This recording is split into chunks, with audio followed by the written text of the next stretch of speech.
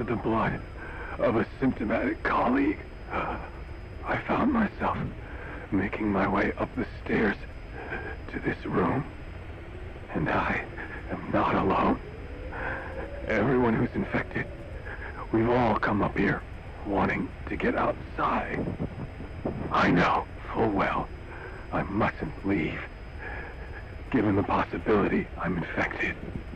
Yet, I can't contain this urge I feel inside me, like the alcoholic who tries to make any excuse for one more drink. Every step I took up those stairs filled me with this sense of bliss. I still have all my wits about me. It took no time at all to rewire the electronic lock and open the emergency exit. Then, just as I was about to set foot outside, I finally realized what was going on. This desire for freedom is not my own, but that of the vocal cord parasites inside me. They want the ravens to feed on us, pecking us to death, attracted by these sweet secretions. They have mutated to facilitate this. The sweet smell is powerful enough to attract even a species with such a weak nose. So, before the parasites take complete control, I must. Most of the staff in here are already infected. At least, everyone I've looked at is. Infection with this parasite causes a high fever in the pharynx.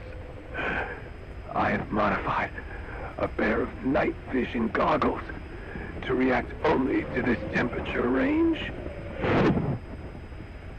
With these goggles, you can identify who is infected. Other infected will, like me, feel compelled to make it outside. If the ravens get their meal, they'll head for land next. That cannot be allowed to happen.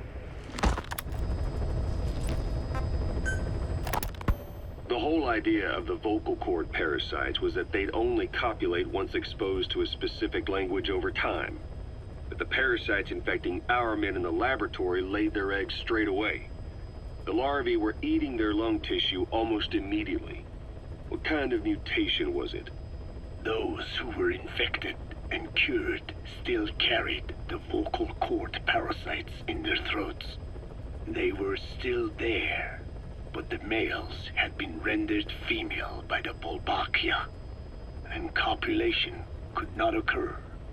So we thought, but it is the Wolbachia that mutated. Not the parasites?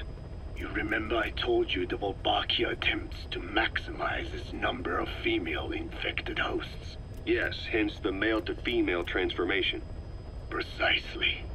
But other Wolbachia strains use different methods. Cytoplasmic incompatibility, killing the males, and parthenogenesis. Parthenogenesis? Aphids? Aphids use that to reproduce via females only. Very good. The females lay their eggs without a male present, creating clones of themselves in explosive numbers. Parthenogenesis was originally a means for an organism to take maximum advantage of abundant resources by increasing its numbers. Certain strains of Wolbachia force this to occur, to create more and more infected females. And that's why our men develop symptoms in the blink of an eye. Wolbachia causing parthenogenesis is common in parasitic wasps. Of course, the Wolbachia I introduced to you men did not have this characteristic, but I believe the mutation, whatever it was, caused it to force parthenogenesis in its host, the vocal cord parasites. The Wolbachia we used to prevent egg-laying became the agent of limitless reproduction. There's something else. The symptomatic infected in the laboratory all wanted to get outside, even knowing there was napalm waiting for them out there. You said the parasites made them act that way, but parasites controlling humans. Is it possible? Parasites altering the host's behavior is a common occurrence in the world of nature. Long ago, the vocal cord parasites had this ability, but even I never foresaw they might control humans. Until I heard the things your man said. You mean the researcher on the top floor? The bit about, I'm not a snail. Yes. Among parasitic worms, there is a genus called Leucochloridium that uses snails as intermediary hosts. As you know, snails prefer dark, gloomy environments. But once parasitized by Leucochloridium, they desire to be in the light. And that is not all. The parasitic worms thrust themselves into the snail's antennae, making them swell to abnormal size. The snail, meanwhile, frantically wiggles its antennae as the parasites squirm inside. The swollen, wriggling antennae soon resemble caterpillars. I don't get it. It is so they can be eaten by birds. Leucochloridium needs a bird as its definitive host. To breed, they require their snail host to be snapped up by a predator. So they make the humble snail appear to be a delicious caterpillar and lead it to somewhere in open sight. So you mean the staff trying to get outside was so the birds could peck at them. The parasites altered their mental state, making them crave higher places and to be outdoors.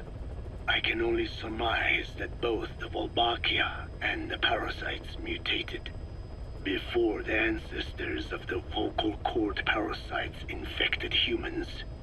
Their hosts were birds. What we saw in the laboratory was some throwback to that time. The parasites attempting to make birds their intermediary hosts. It sounds insane. A praying mantis that is host to a parasitic hairworm will dive into water and drown itself, just so the hairworm can lay its eggs in water. Rats infected with Toxoplasma gondii lose their instinctive caution and run right up to cats. Just some of the many ways parasites control the host. But we're humans. Surely our minds are too complex for that. I thought just the same. Free will is what makes us human, so it never occurred to me that the parasites could be controlling the symptomatic. But the mood, the will of a person can be easily affected by the balance of their cerebral substances. Take the toxoplasma I mentioned. It does infect humans, and it is thought the infected develop a more reckless attitude. But to think that mutations occurred in both the Wolbachia and its parasite hosts. Your observation is most apt. Both mutations occurring at once indicates the presence of a powerful mutagen. I see. Keep working on narrowing down what it was.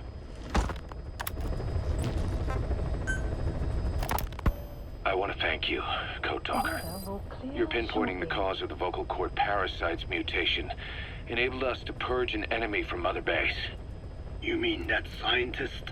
Yeah, I was convinced he'd betrayed us, but I was wrong. He was never on our side to begin with, so ultimately there was no traitor among us. And yet I made everyone distrustful with my talk of spies, the end result being men turning on each other in the laboratory. You must not blame yourself. They were all infected with the mutated strain. The outcome would have been the same. You know, we defeated Skullface, but it didn't lessen our pain. It's a pain we'll never be rid of. I see that now, but I thought I could burn it away. In the end, All I burned was our own men. Infectious diseases, parasites. Without such foreign enemies, the immune system will start attacking the body, developing allergies and autoimmune diseases. The same is true of organizations. You're right. But I do not deserve to rebuke you. My desire to retaliate against the English language is what attracted me to the vocal cord parasites in the first place. Had it not been for that, I would never have been used by Skullface. We both allowed revenge to crawl into our minds and lay its eggs. Sahelanthropus will unleash that thirst onto the future. How long are we going to be tormented by what he left behind? There is no choice but to live with that pain. Be symbiotic with our vengeful nature. Whatever we do, we must not allow that thirst for revenge to control us.